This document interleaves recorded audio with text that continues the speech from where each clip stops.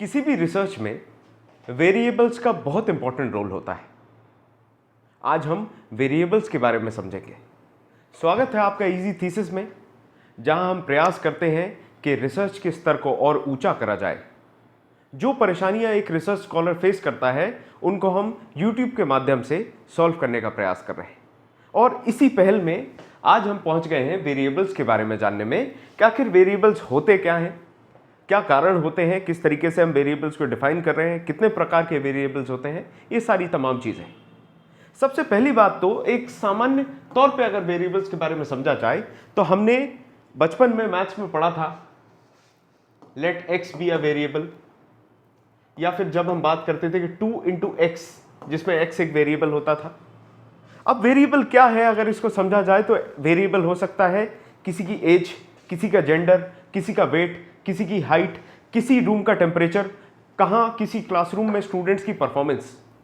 अब जब इतने सारे अलग अलग चीज़ों को हम वेरिएबल्स कहते हैं तो कौन सा वेरिएबल किस कैटेगरी में फॉल करेगा ये जानना बहुत ज़रूरी हो जाता है। और इसीलिए ज़रूरी हो जाता है जानना कि वेरिएबल क्या है और टाइप ऑफ वेरिएबल्स क्या होते हैं।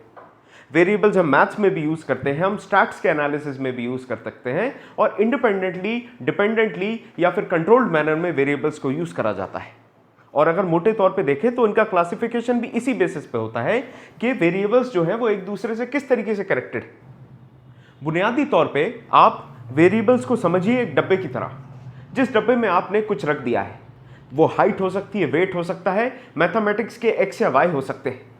पर जब हम रिसर्च की बात करते हैं तो रिसर्च में कुछ बेसिक टाइप्स ऑफ वेरिएबल आ जाते हैं, जिसके बारे में हम एक एक करके समझेंगे, वो भी उदाहरण के साथ में। सबसे पहले हम बात करेंगे इंडिपेंडेंट वेरिएबल के बारे में। और जैसा आपको नाम से ही समझ में आ रहा है कि ये जो वेरिएबल है ये किसी दूसरी चीज पर डिपेंडेंट नहीं है। यहां पर प्रेजेंटेशन में आपको एग्जांपल दिया गया है कि जो फर्टिलाइजर है, जो खाद है, उसकी टाइप जो है वो वेरिएबल है ग्रोथ से। और यहीं पर अगर आप देखें, हम एक और एग्जांपल ले लेते हैं जिसमें एक तरफ आप लेंगे स्टूडेंट्स को। एक स्टूडेंट है और एक स्टूडेंट एक क्लासरूम में बैठे एग्जाम दे रहे हैं। यहां इस क्लासरूम के पहले वेरिएबल स्टूडेंट मान लेते हैं, दूसरा वेरिएबल हम मान लेते हैं टेम्परेचर ऑफ द रूम। अब मजेदार बात यह होगी, अगर आप देखें तो टेम्परेचर को आप अगर बढ़ाएंगे तो स्टूडेंट का क्या होने वाला है। अगर ये गर्मी का मौसम है तो स्वाभाविक सी बात है, जैसे ही टेम्परेचर बढ़ेगा स्टूडेंट्स की जो परफॉर्मेंस है वो कम होने लगेगी। हो सकता है उस रूम में बैठ के स्टूडेंट्स एग्जाम दे रहे हैं लेकिन वो एग्जाम नहीं दे पाएंगे, या फिर उनके एग्जाम में परफॉर्मेंस टेम्परेचर बढ़ने के कारण, गर्मी के कारण जो है वो डिप कर जाएगी। इसकी दूसरी तरफ अगर हम टेम्परेचर को घटा दें, गर्मी का मौसम है लेकिन हम टेम्परेचर 15 डिग्री सेल्सियस कर दें, तो ये भी शरीर के लिए एक ऑप्टिमम टेम्परेचर नहीं है, जिसकी वजह से फिर से स्टूडेंट्स की जो परफॉर्मेंस है वो डिप करेगी। और ऑन द कॉन्ट्ररी, अगर हम एक नॉर्मल रूम टेम्परेचर मेंटेन करें जो हो सकता है 25 डिग्री सेल्सियस का, तो इसमें स्टूडेंट्स की जो परफॉर्मेंस है वो मच बेटर होगी in comparison to extreme temperatures. अब इससे ये तो हमें सिद्ध हो गया कि टेम्परेचर के बेसिस पे स्टूडेंट्स की परफॉर्मेंस चेंज हो रही है। इसका मतलब जो स्टूडेंट परफॉर्मेंस है इन अ पर्टिकुलर एग्जामिनेशन वो एक डिपेंडेंट वेरिएबल है। और दूसरी तरफ अगर आप देखें, टेम्परेचर जो बदल रहा है वो टेम्परेचर के कारण अगर स्टूडेंट की परफॉर्मेंस बदल रही, मतलब टेम्परेचर अपने आप में एक इंडिपेंडेंट वेरिएबल है। बिल्कुल वैसे ही जैसे यहां पर प्लांट ग्रोथ में जो फर्टिलाइजर टाइप है वो एक इंडिपेंडेंट वेरिएबल है। तो इस तरीके से हम समझ पाते हैं एक वेरिएबल चेंज करने से अगर दूसरे में चेंज आ रहा है तो वो डिपेंडेंट है। यहां पर इसमें चेंज करने से किसी और चीज में चेंज आ रहा है तो ये डिपेंडेंट है। ये क्लियर हो गया है। टेम्परेचर बदला, स्टूडेंट परफॉर्मेंस चेंज हो गई, लेकिन क्या स्टूडेंट के परफॉर्मेंस चेंज होने से टेम्परेचर बदलेगा? बिल्कुल नहीं बदलेगा। इसीलिए उसको हम इंडिपेंडेंट कहते हैं। उस वेरिएबल के चेंज में अगर दूसरे वेरिएबल का कोई रोल है तो डिपेंडेंट है, अगर वो रोल नहीं है तो वो इंडिपेंडेंट हो जाता है। इसके बाद तीसरी कैटेगरी आ जाती है जिसको आप कहते हैं कंट्रोल वेरिएबल। अब कंट्रोल वेरिएबल एक तरीके से ऐसा वेरिएबल है जिसको आप अपनी रिसर्च में अपने हिसाब से एडजस्ट कर सकते हैं। और वो क्यों एडजस्ट करेंगे? ताकि वो रिजल्ट को, जो आपका रिजल्ट आ रहा है उसमें वो अपना इन्फ्लुएंस या प्रभाव ना डाल पाए। उस प्रिवेंशन के लिए आप एक वेरिएबल रखते हैं जिसको आप कंट्रोल वेरिएबल कहते हैं।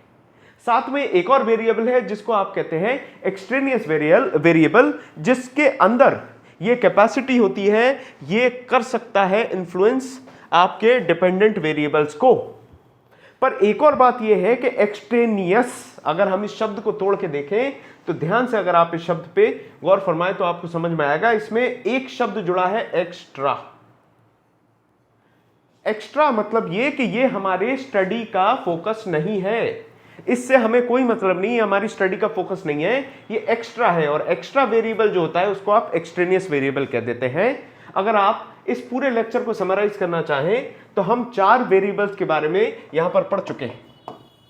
4 वेरिएबल्स में सबसे पहले तो वेरिएबल्स क्या होते हैं? वेरिएबल्स एक डब्बा है, उस बॉक्स के अंदर मैथमेटिकल डेटा हो सकता है या कुछ भी ऐसा हो सकता है, आपने उसको डाल दिया है, वो वेरिएबल्स हैं, जिसमें आपका जेंडर हो सकता है, एज हो सकता है, इस तरीके की चीजें हो गई, हाइट हो सकती है, वेट हो सकता है, स्टूडेंट परफॉर्मेंस हो सकता है, टेम्परेचर हो सकता है, और भी तमाम चीजें जो है वो वेरिएबल्स बन जाती हैं।